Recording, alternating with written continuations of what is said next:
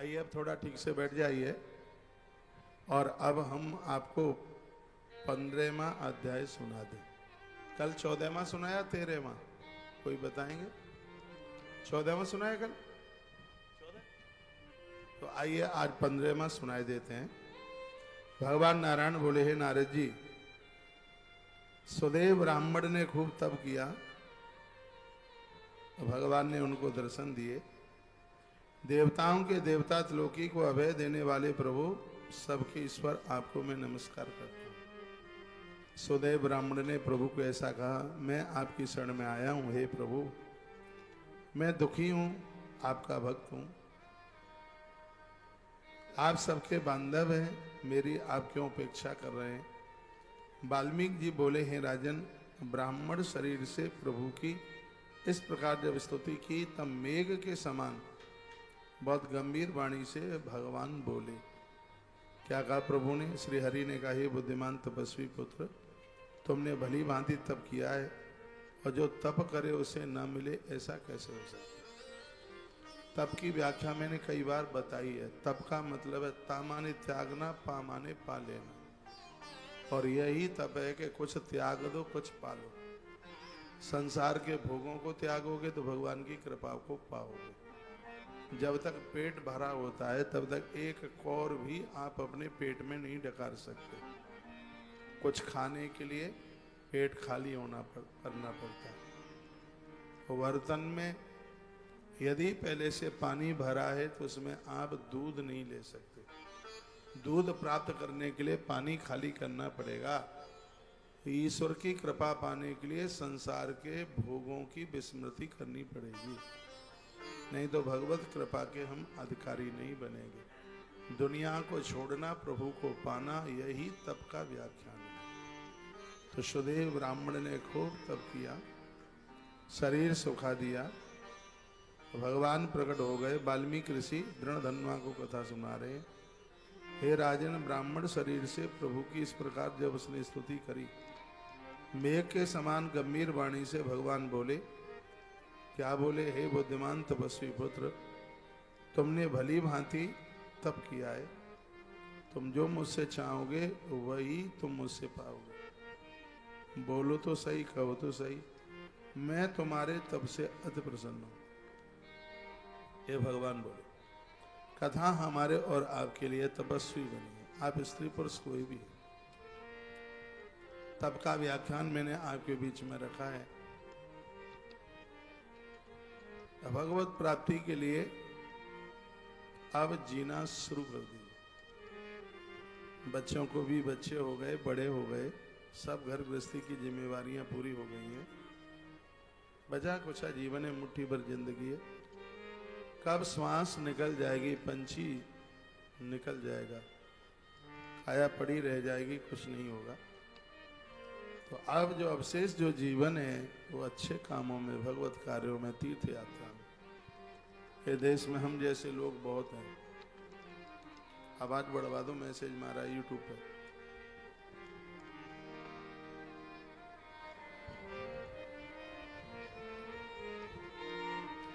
ये सब लापता हो गए यहाँ से। बोली बांके बिहारी लाल की जय हो। श्री हनुमान जी महाराज जय हो। जय जय श्री राधे श्याम। परमात्मा ने बहुत बड़ी कृपा की है, हम मनुष्य बन करके आ गए। मैं इस कथा के माध्यम से सुना रहा हूं। मनुष्य जीवन धर्म सत्कर्म में लगे, इसी के लिए यह जीवन मिला है। भगवान ने कहा कि बोलिए क्या चाहिए, तुम जो मांगोगे हम देंगे। आंख में आंसू आ गए। सुदेव ब्राह्मण बोला, हे दीनबंधु, हे दया निदान, मुझे एक बेटा दे दो, सुपुत्र दे दो, अच्छे गुणों वाला दे दो। मैं बहुत धन्यवाद दूंगा। कल एक बहन ने मेरे मोबाइल में मैसेज किया, महाराज जी मैं एक बहुत सुलक्षणा बेटी चाहती हूँ, संपूर्ण लक्षणों से युक्त, इसके लिए मुझे क्या करना होगा? भक्त लोग ऐसे प्रश्न हमें पूछते हैं और हम उनका समाधान देते हैं। ये धरती पर अच्छी संतान, अच्छी औलाद की बहुत ज्यादा जरूरत है। तो माता पिता की कल्पना के द्वारा आचरणबद्ध वह जीवन जीते हैं तो बहुत अच्छी संतान प्राप्त होती है। और याद रखना, इस धरती पर उससे बड़ा धनवान कोई नहीं है जिसके पास ढंग की औलाद है, अच्छे बच्चे। आपके बच्चों ने आपके हिसाब से शादी करी, आपसे भाग्यशाली कौन है?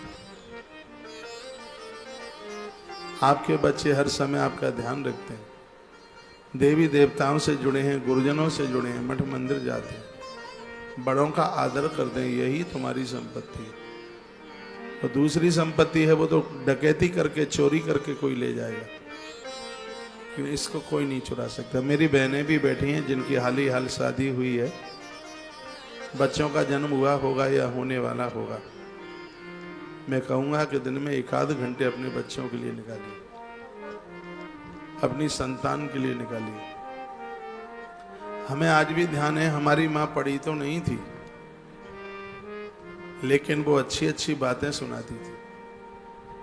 कभी हमारी नानी की जीवनी सुनाती, कभी हमारी दादी की जीवनी सुनाती, कभी हमारे दादाजी की, बाबा जी की जीवनी सुनाती। कहा दादा का बेटा इतना बड़ा नाम था, उनके बिना तो गांवों की पंचायत नहीं टूटती थी। गौ माता के प्रति उनकी इतनी श्रद्धा थी, एक बार गैया ने दोनों सींगों पर उठा के उनके पटक दिया, हमारी माँ ने हमें सुनाया, वो घायल हो गए। लोग गाय को छोड़ने को तैयार हो गए, कहते इस गाय को यहां से भगाओ, इसने तो प्राण ले लिए। तो मूर्छित पड़े हुए दादाजी ने कहा ये मेरा बड़ा पुण्य होगा यदि गाय की ठोकर से मेरे प्राण निकल जाएं, तो ये मेरी अकाल मृत्यु नहीं होगी, ये मेरा भाग्य होगा। मूर्छित पड़े हुए थे, घायल, उन्होंने गाय को नहीं जाने दिया। गाय की आंख में आंसू आ गए, गाय उन्हें चाट रही थी। वो जमाने में आटे में हल्दी डाल करके उसकी रोटी पराठा जैसा बना बना करके ही उनकी चोट ठीक हो गई। तो यह आज भी हमें यह पता है कि हमारे पुरखों ने, पूर्वजों ने गाय की सेवा करी, गाय राखी, तो हम भी तो उनके वंशधर हैं। तो जिस रास्ते पर वो चले तो हम कैसे भटक जाएंगे? ये तो बच्चों को तब पता चलेगा ना जब आप बताएंगे उसके बारे में। तो आप नहीं बताएंगे तो कौन बताएगा? वही धनवान है जिनके पास में लायक संतान है। आसुदेव ब्राह्मण की आंखें भर आई, उन्होंने कहा मुझे एक सुपुत्र दे दो, अच्छा बेटा दे दो। इस प्रकार ब्राह्मण के वचन सुनकर भगवान कहने लगे, हे ब्राह्मण, ब्रह्मा ने तुम्हें पुत्र सुख से वंचित रखा है, ये कहा, इसलिए पुत्र को छोड़कर और कोई मेरे लिए अदेय वस्तु नहीं होगी, वो मांग लो, मैं अवश्य दे दूंगा।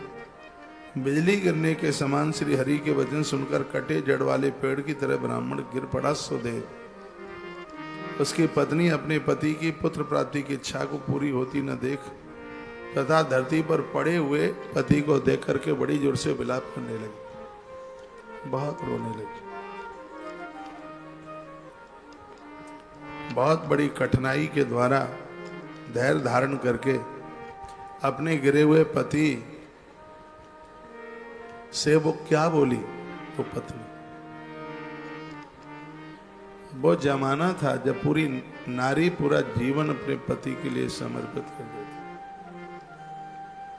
आज पति कमाता है इसलिए मैं पूरे घर को चला सकूं, परिवार को चला सकूं, बुरा नहीं मानिए। बेटियां जॉब इसलिए करती हैं, यदि पति हमें अपने आप से अलग कर दे तो हम अपने बलबूते अपने पांव पर खड़े रहें, खड़े हो सकें, अपनी मनपसंद चीजें खरीद सकें, हम अपनी इच्छा से चाहे जहां आ सकें, चाहे जहां जा सकें। इतना कल्चर में अंतर आ गया। सब नहीं है बेटी ऐसी, फिर भी बहुत बड़ी तादाद में यह फर्क नजर आता है।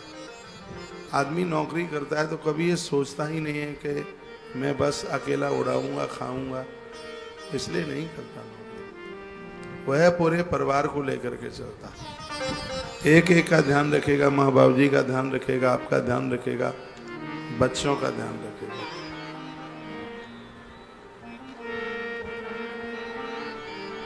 ये अंतर स्पष्ट दिखाई देता है। आपकी बेटी जॉब करती है और ससुराल में है तो एक बार फोन करके पूछ लेना, बेटा तुम्हारा पैसा कहाँ कहाँ खर्च होता है, पूछ लेना, मेरे निवेदन पर पूछ लेना।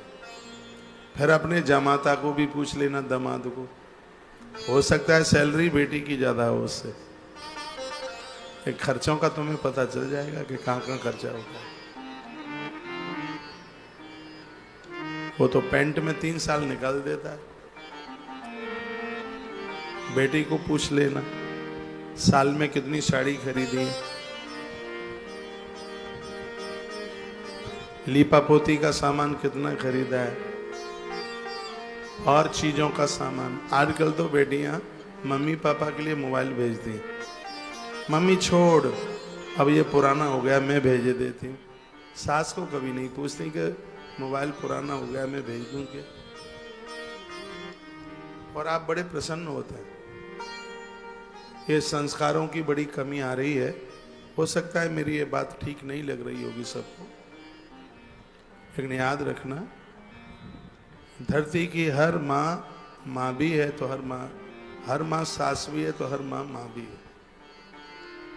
और कभी मैंने बोला था, बेटी को बना लो, दुनिया की बहुएं अपने आप बन जाएंगी।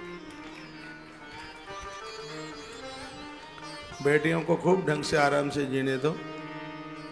बेटी मोबाइल के लिए बोलती है, मना कर दो, बिना मोबाइल के रह लो। बेटियों का कुछ खाया पिया नहीं जाता। बेटी हजारों रुपए की मिठाई लेकर के आती हैं, उन्हें कहो कि नहीं महाराज ने मना किया है, बिल्कुल नहीं। कभी अचार के डिब्बे लेकर के आती है, कभी पापड़ के पैकेटें लेकर के आती है। मैंने देखा है, सुनी सुनाई बात थोड़ी ही है। मैं आप लोगों के घरों में आता हूँ, देखा कि पिंकी बहन आई, अब थैला बड़े बड़े भरे लेके आई। एक में पापड़ है, एक में मुरब्बा है, आम का अचार है, 7 तरह के सतरंगा अचार, भुने हुए चने हैं, मेरठ वाला गुड़ है, सर्दी का समय, टिक्की वाला जिसमें कांच की तरह मुंह देख लो, तो सब लेकर के आ। माँ भी खा रही है, पापा भी खा रहे हैं, भैया भाभी तो खाएंगे ही। अपना परिवार चलाओ, अपना परिवार देखो। तुम्हारे बूढ़े सास ससुर भी हैं, उनका भी ध्यान रखो। अभी छोटे छोटे बच्चे, उनका उत्कर्ष करना है, उनकी फीस वगैरह, उनकी तैयारी, उनके कपड़े लत्ते। आप पति के सहयोगी बनिए। आप बहुत मेहनत करती हैं, आदमी से ज्यादा मेहनत है आपकी। पूरे घर का काम करती हो, फिर जाकर के ऑफिस में ड्यूटी देती हो। पैसा बड़ी मेहनत से आता है। पति के सहयोगी बनिए। मैं आगे बढ़ रहा हूं। पत्नी की आंख में आंसू आ गए। सुदेव ब्राह्मण जब धरती पर गिर पड़ा, भगवान ने कहा तुम्हारे भाग्य में पुत्र का सुख नहीं है, तो मूर्छित होकर गिर पड़ा। पत्नी ने खड़ा किया और भगवान से वह क्या बोली, हे हरि हे प्रभु। वो बोली परमात्मा से, कहने लगी भगवान ये दुख के सागर में डूब गए हैं, इनकी नेत्रों में आंसू हैं। हे दीन बंधु, आज आपकी वह दया कहाँ गई जो कि भक्तों पर हमेशा बरसती रहती है। आपकी सेवा का फल प्राप्त होने में हमने तो बहुत प्रसिद्धि सुनी है कि भक्त जो मांगता है वही मिल जाता है। इस ब्राह्मण के पुत्र कामना को पूर्ण कर दो। आप आज इतने कंजूस क्यों हो रहे हैं हे प्रभु। जो आज से कोई आपके चरणों की सेवा नहीं करेगा, यदि इन्हें पुत्र नहीं हुआ तो आपकी महिमा नष्ट हो जाएगी। मां लक्ष्मी भी कहने लगी भगवान को, आपकी महिमा नष्ट हो जाएगी। लोग बड़ी श्रद्धा से आपके यहां आते, समय नहीं होता तो भी आते, इसलिए इसे एक पुत्र अवश्य दीजिए। मां भगवती लक्ष्मी बोली। भक्त सुदामा आपकी आराधना से पूर्ण सुखी बन गया, प्रमाण दिए गए। भक्त सुदामा ने सब कुछ पा लिया आपकी कृपा से। आपकी कृपा से ही गुरु संदीपन को मरे हुए पुत्र की प्राप्ति हुई। ये पति और पत्नी पुत्र की इच्छा से आपकी शरण में आए हैं। गरुण के वचन सुन गरुण जी भी सिफारिश कर रहे थे, लक्ष्मी मैया भी कर रही है, गरुण भी कर रहे हैं। गरुण जी और लक्ष्मी की आवाज सुनकर के भगवान नारायण बोले, हे पंक्षियों में श्रेष्ठ, तुम ही इन्हें एक पुत्र शीघ्र दे दो, तुम भी तो दे सकते हो। इस प्रकार श्री हरि के वचन से अति प्रसन्न होकर श्री गरुण ने ब्राह्मण की इच्छा के अनुसार पुत्र होने का वरदान दे दिया। गुरुओं के पास में रहने वाले लोग भी तपस्वी हो जाते, ये असर हो जाता है, उनसे भी काम बनते। तो वरदान दे दिया। बस यही अध्याय पूरा हो गया है। ओम जय जय श्री बृहद नारदी पुरुषोत्तम मास मातम में 15वां अध्याय भगवान के चरणों में हम समर्पित करते हैं। बोलिए पुरुषोत्तम नारायण भगवान की जय हो। इतनी सी एक अध्याय की कथा आपने सुन ली। इसका पुण्य है 12,000 वर्ष तक गंगा नहाने का फल प्राप्त होता है। जो पुरुषोत्तम मास में पुरुषोत्तम मातम्य की कथा सुन। 12 साल के बाद में आने वाला कुंभ पर्व नासिक का गोदावरी के किनारे 1 महीने रहकर अखंड नाम जप हवन यजन करने से जो फल प्राप्त होता है, पुरुषोत्तम मास के महीने में पुरुषोत्तम महात्म्य की कथा सुनने से उतना फल प्राप्त हो जाता है। तालियां तो आप बजाई नहीं है, पर आनंद बहुत आया। तो हमने आपको 15वां अध्याय सुना दिया। कल पूर्णिमा है, व्रत की आज है, पर्व की, सत्यनारायण भगवान की कथा की, यह पूर्णिमा कल की। और बड़े अच्छे योग में, अक्षय नक्षत्रों में कल पूर्णमासी है, सबको आनंद कर देने वाली है। मेरी बात मान लें आप, तो कल भोर में थोड़ा जल्दी नहा लें। जो आश्रम में रुके हुए हैं उनके लिए कुछ नर्मदा गंगा जल की व्यवस्था कर देंगे। अपनी बाल्टी में डाल लेना। जमुना जी नहीं जा सकते, गंगा जी नहीं जा सकते, तो आप कहेंगे गंगा जल नाले में चला जाएगा स्नान के माध्यम से। गंगा सदैव पावन है, बिल्कुल पवित्र है। माई नर्मदा पावन है, पवित्र है। आप अपनी बाल्टी में थोड़ा गंगा जल, नर्मदा जल या यमुना जल डाल करके कल स्नान करें, क्योंकि अधिक मास की कल पूर्णिमा है। बहुत भारी महिमा है, महात्म्य है। पूर्णिमा व्रत की कथा कल हम यहाँ से सुना देंगे। कथा के समय पर अधिक मास की भी तो सुनाएंगे ही, लेकिन पूर्णिमा व्रत की भी सुना देंगे। हमारे चैनल पर पूर्णिमा को लेकर के बड़ी अद्भुत अच्छी वीडियो पड़ी है, उसको आप सुन सकते हैं। आइए अब हम सीधे भागवत जी की तरफ आपको लेके चलते। एक रामायण की चौपाई हमारे साथ बोल लें।